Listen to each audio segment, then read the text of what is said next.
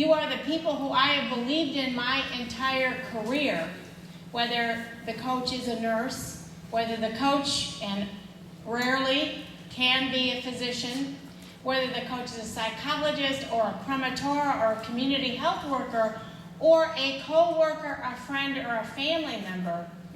You are the critical person in helping your loved one, your neighbor, your acquaintance, your co-worker be healthy. And when we create a culture and an environment in which that can happen, then maybe I don't have to work so hard on the receiving side of now what has become a global scourge of obesity and diabetes. When I started my career 32 years ago, I did not see children with something called type 2 diabetes. Type 2 diabetes, which 95% of the time is associated with being overweight or obese and inactive. That was a disease confined to adults. And in the last decade or so, that disease has marched down in age and now affects children.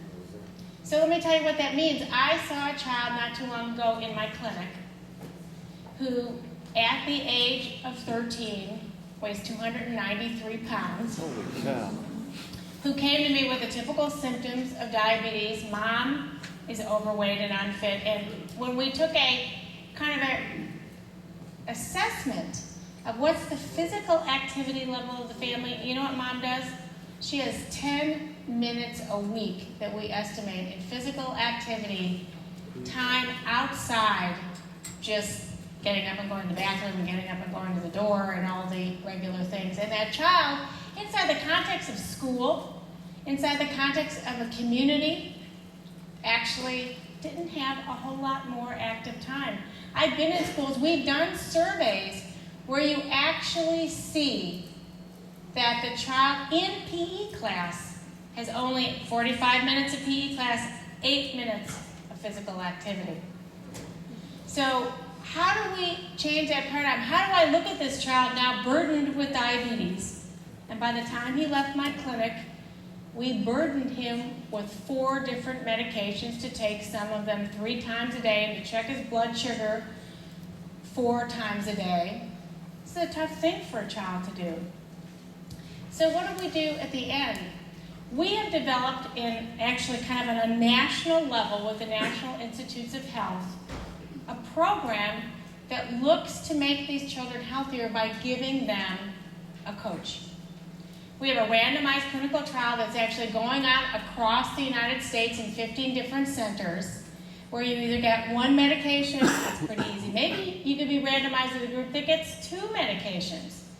Or you could be randomized to the group that gets 1 of the medications plus a coach.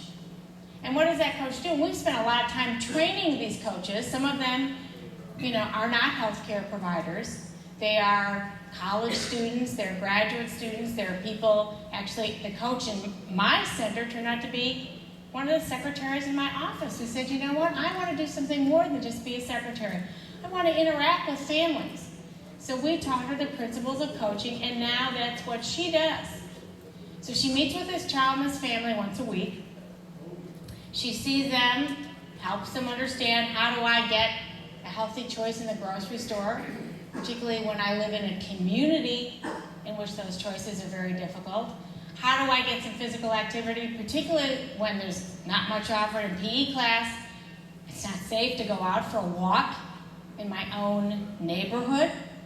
And she's helped them. And I could tell you, 3 months later, this child not only had achieved the goals that we had for the medical management of diabetes, that the blood sugars normalized and that the blood pressure is better, so I actually took away 2 of the medications, but he has now lost about 15 pounds. And as a result,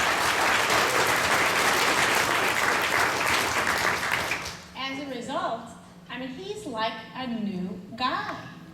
The mom lost weight. She's off of one of her medications. Our biggest problem, I will admit to you, is grandma, who doesn't think we know what we're talking about. Only grandma should be listened to. And we had the opportunity to transform people's lives. And why do we need to do this? And let me now show you some of my slides because I think they're wondering why I'm not using them. But this is where we all started. Imagine that this is our collective Paleolithic ancestor. Lived on some savanna maybe, 10,000 or 40,000, 100,000 years ago. He had evolved, and all the different medical aspects of our Paleolithic ancestor, all the hormones, all the genes, all the regulatory factors that doctors like me love to deal with, are the same in him as they are in us. And what did those genes and those regulatory factors really want him to do? Wake up every day and go search for food. And when he got that bison or whatever that big animal is, and however he managed to get it down, skinned, cooked, and eaten, which is a little amazing to me to imagine, he could eat almost that whole thing because he was primed to gorge and store calories, energy efficiently. So if there wasn't another bison for a couple weeks, he wouldn't starve to death. And his gathering of good fruits, vegetables, fiber, all these micronutrients that we now, unfortunately, in our modern day society have to get in a package, he got out in his environment. His biggest threat, other than being, ran by another animal in this ever, ongoing food chain, was starvation. He evolved to efficiently try to not starve to death. His biggest need was to rest when he could. So actually, he liked being a couch potato in between the hunter and gathering, and would expend energy only to survive. Nobody in his environment had type 2 diabetes. Nobody died of cardiovascular disease. He didn't live long, but he lived actually in some ways healthier than we do today. And let me just show you from what does all this look like, and I could make a slide so complicated it couldn't fit on a wall. Those are the genes and the regulatory factors that enable him to want to eat, particularly salt, sugar, and fat. And those are the same genes we still have. And to want to conserve energy when he could and to gorge when he had the ability. And that's how he withstood starvation. Those are the same genes we have today. What's changed? Well, somewhere along the way the environment started to change, and we as a collective species work since we've been on this planet to fight starvation. We developed agriculture, we developed the we domesticated animals, we had refrigeration, food processing, all of these incredible advances so that we have now a replete food supply. And that although people on our planet still starve to death, it's not because we don't have enough calories for everybody every day, we still have a maldistribution of those calories. And as we evolved out of a starvation mode, and this is at the turn of the last century, the early 1900s, we had 3 of the fattest presidents.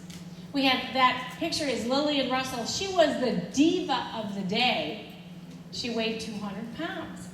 And being overweight was kind of a sign of health and wealth. Sorry. Until we all realized that being overweight was actually something that over time deteriorated our health. So I had the opportunity to kind of watch some of this in my own home when I was growing up, and a big inspiration to me was my grandma Sadie. She's there with my grandpa Harry. Now, he wasn't an inspiration to me quite as much because he died before I was born.